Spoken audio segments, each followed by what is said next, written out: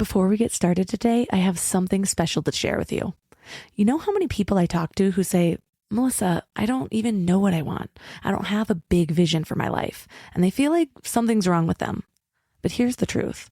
You're not going to have a clear vision if you haven't gotten intentional about excavating it, about really digging deep into your soul to find it.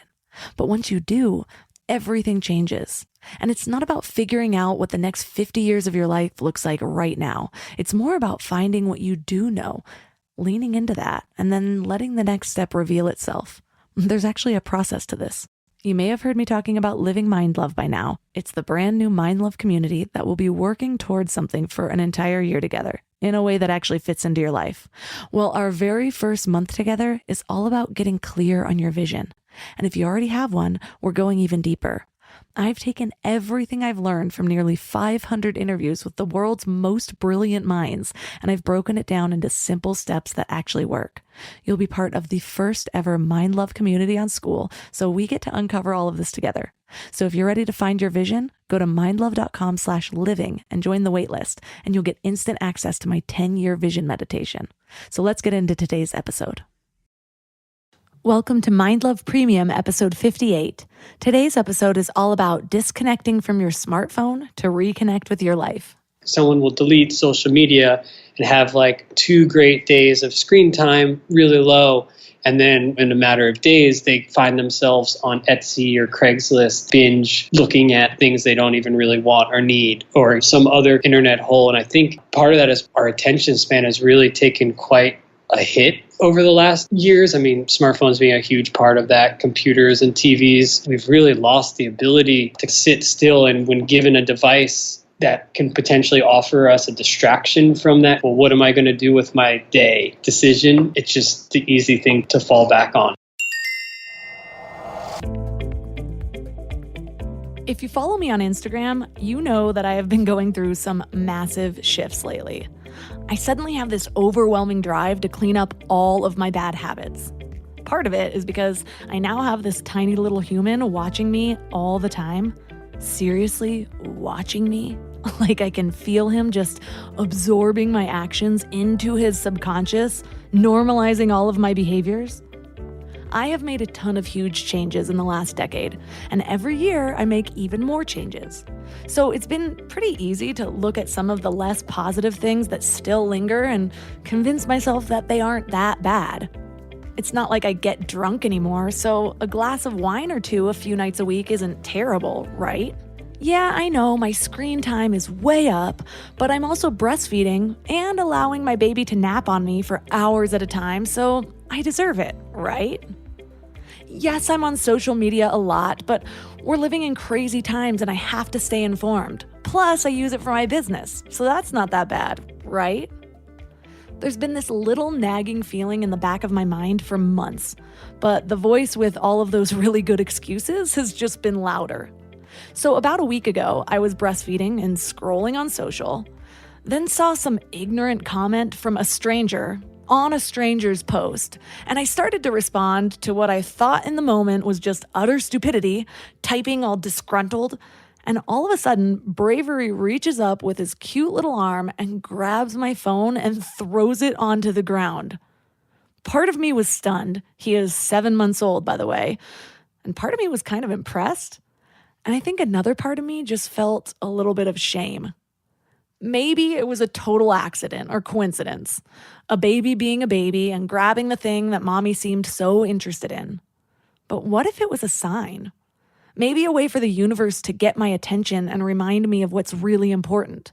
Part of me also thinks that babies are really these powerful little beings stuck inside limited bodies, but maybe they know way more than we think they do. They're not bogged down with all of their past failures and social norms and cultural expectations. Maybe they remember their power and where they came from until the world makes them forget. I don't know, but wake-up call received. I just couldn't get the thought out of my head that I was allowing my whole mood to shift based on something someone I don't even know wrote in 140 characters or less, and my baby had been looking up at me trying to get my attention. I was a little mortified, but mostly just felt totally out of alignment from the mother that I want to be, from the energy I want to carry, and from the life I want to create. So I decided I'm making that change too. Right in the middle of Sober September, which, by the way, I started in August. I had heard about the Light phone, which is basically this super minimal phone that cuts out all of the addictive stuff. But I've always been a tech super user, so I know it's going to be hard, but I did do a tech detox last year for 30 days, and I just remember how happy and free I felt. It was one of those things where I thought that the 30 days would be a kind of reset, and maybe my habits wouldn't escalate back to where they started. But that is just not how it worked out. It escalated back pretty quickly. So I'm realizing that this whole tech detox needs to be a lifestyle shift. And now that the Light phone has a podcast tool, I am starting to think that it's actually achievable. I also realized I couldn't wait for the Light phone to arrive, so I started making drastic changes to my iPhone while I waited. I deleted all social media, I made Mail and Safari inaccessible, I turned off all notifications except for calls and texts, and I even customized my screen to look black and white with these minimal icons and just a quote and my step counter, so that it's not quite as appealing as it used to be. And if you want to see what that looks like, just go check out my Instagram at mindlovemelissa. Well, my phone use immediately dropped 80%, which is awesome. And like I said, I shared all of these customizations on social, mindfully using my computer, and I got a bunch of DMs about it. So I know that a lot of you are suffering from a little tech addiction yourselves. So I figured who better to talk to about total tech detox than the guy who started this movement, the inventor of the Light phone. So today we're going to learn how to live our lives a little less plugged in, because maybe disconnecting from the online world is what we actually need to connect with the offline world. Our guest is Joe Hollier. Joe is a multidisciplinary artist and entrepreneur living in Brooklyn. He's the co-founder of the Light phone, which is a phone designed to be used as little as possible. 3 key things we will learn are how our smartphones are designed to work against our happiness, how to stay connected while disconnected, and the brain benefits of boredom. But before we get started, I want to invite you to wake up to the morning mind love. This is one of those tech miracles designed to improve your happiness. It's like a little inspiration to set your tone for the day right to your inbox, like a short note from your highest self. Plus, when you sign up, you get 2 free gifts: a 30-minute binaural meditation and 30 days of journaling prompts to help you grow. And it's all completely free. So join over 9,000 people and go to mindlove.com to sign up. Hey there, wild minds.